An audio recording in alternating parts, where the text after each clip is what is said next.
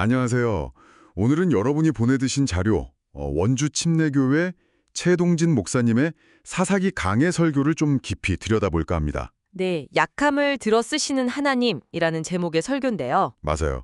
그 3000년 전 사사시대 이 얘기가 지금 우리에게, 특히 여러분 각자에게 어떤 의미가 있을지 그걸 좀 파헤쳐 보려고요. 네, 이 설교가 흥미로운 게 신앙이 왜 식을까? 왜 다음 세대로 잘 안 이어질까? 이런 근본적인 질문에서 시작하거든요. 아, 그런 질문들에 대한 답을 사사기에서 찾아보려는 시도군요. 그렇죠. 특히 이제 두 번째 사사인 에훗 이야기를 통해서요. 오늘은 그 핵심 통찰을 좀 명확하게 짚어보는 데 집중하면 좋겠습니다. 좋습니다.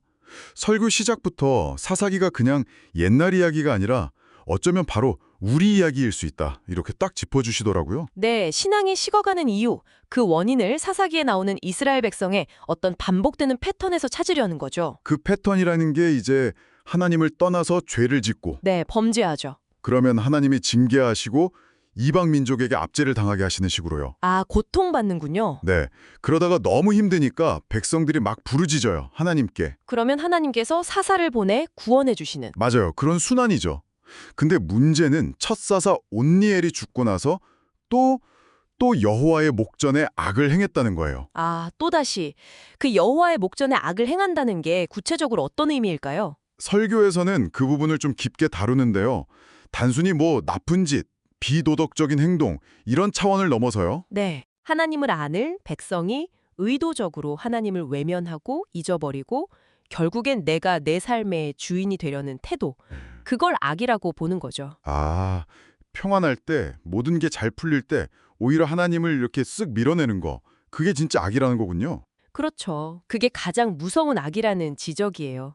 하나님은 이스라엘 백성이 가나안 땅에 들어가서 그들처럼 살지 않기를 바라셨잖아요. 네, 구별되기를 원하셨죠? 근데 결국 가나안 문화에 동화되어 버린 거예요. 설교에서는 이게 오늘날 우리가 세상 속에서 거룩함, 그러니까 구별됨을 잃고 세상을 닮아가는 모습과 크게 다르지 않다고 이야기합니다. 레위기 말씀도 인용하셨다고요.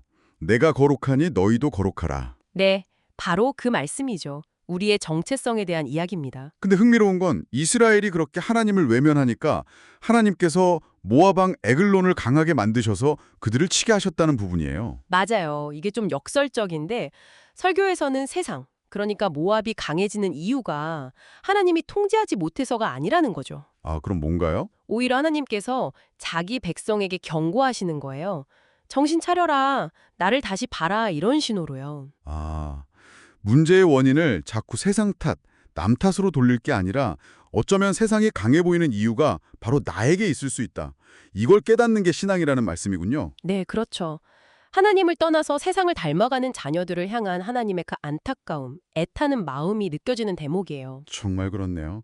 자, 그래서 그 고통 속에서 이스라엘 백성이 부르짖으니까 하나님이 두 번째 사사를 보내주시죠? 네, 바로 에훗입니다. 그런데 성경이 에훗을 묘사할 때 좀 특이한 표현을 써요. 왼손잡이라고요. 왼손잡이요. 그게 왜 특별한가요?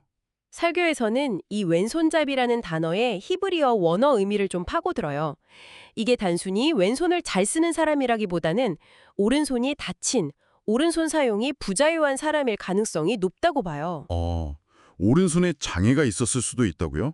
네, 그럴 가능성이 있다는 거죠. 힌지어 에훗은 베냐민 지파 출신인데 베냐민이 오른손의 아들이라는 뜻이거든요. 아, 정말 아이러니하네요. 그렇죠. 그러니까 당시 사회 기준으로 보면 명백히 약점을 가진 사람, 어쩌면 좀 소외되었을 수도 있는 그런 인물을 하나님이 구원자로 택하신 거예요. 야, 여기서 설교의 핵심 메시지가 나오는 것 같아요. 왜 하필 그런 약점을 가진 에훗이었을까? 네, 설교자는 이걸 이사야서에 나오는 메시아 예언, 예수님의 모습과 연결시키더라고요. 뭐 흠모할 만한 아름다운 것이 없는 그런 모습이요. 아, 가장 연약해 보이는 모습 속에 오히려 하나님의 능력이 나타난다. 그런 말씀이시군요. 맞습니다. 설교 중에 목사님 본인 외모 비유도 잠깐 하셨다는데 아마 청중들이 웃으면서도 뭔가 딱 와닿는 게 있었을 것 같아요. 하하, 그랬겠네요. 그런데 그 에훗의 약점, 그 오른손 장애가 오히려 결정적인 역할을 했다면서요. 네, 바로 그 점이 또 놀라운데요. 그 약점 때문에 모압 왕 에글론이라 그 신하들이 에훗을 전혀 위협적으로 보지 않았을 거라는 거죠. 아, 경계심을 풀었겠군요. 그렇죠. 뭐 저런 사람이 뭘 하겠어 이런 생각이었겠죠. 그래서 에훗이 아주 가까이 접견해서 왕을 처단하고 결국 이스라엘을 구원할 수 있었던 거예요. 와, 진짜 하나님의 일하시는 방식은 우리 생각이나 세상의 기준과는 완전히 다르네요. 네, 우리의 강함, 우리의 잘남 이런 걸 쓰는 게 아니라 오히려 우리의 약함, 부족함을 통해서 일하신다는 거죠.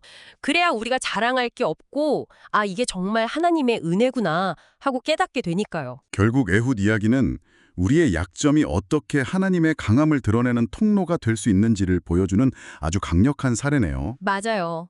내가 가진 부족함, 연약함 때문에 막 좌절하고 숨기려고만 할 게 아니라 어쩌면 바로 그 지점에서 하나님께서 일하실 것을 기대할 수 있다는 메시지로 다가옵니다. 약함을 통해 인류를 구원하신 그 십자가의 원리와도 딱 통하는 것 같고요. 네, 정확합니다.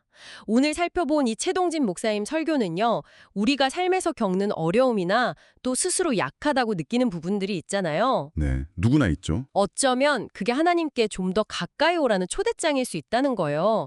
하나님은 우리의 완벽함이나 강함, 그런 걸 기다리시는 게 아니라 그냥 우리의 약함 그 자체를 사용하기 원하신다는 점을 기억할 필요가 있겠습니다. 네. 정말 가장 약해 보였던 에훗이 이스라엘의 구원자가 되었던 것처럼 어쩌면 우리의 연약함이야말로 하나님의 능력이 가장 잘 머무는 자리가 될 수 있겠네요. 그렇죠. 자, 그럼 오늘 이야기를 듣고 계신 여러분, 지금 여러분의 삶에서 아, 이게 내 약점인데 라고 생각되는 부분은 무엇인가요? 혹시 그곳이 하나님께서 새롭게 일하시기 시작할 바로 그 출발점은 아닐까요? 이 질문을 한번 마음에 품어보시면 좋겠습니다. 오늘은 여기서 마무리하겠습니다.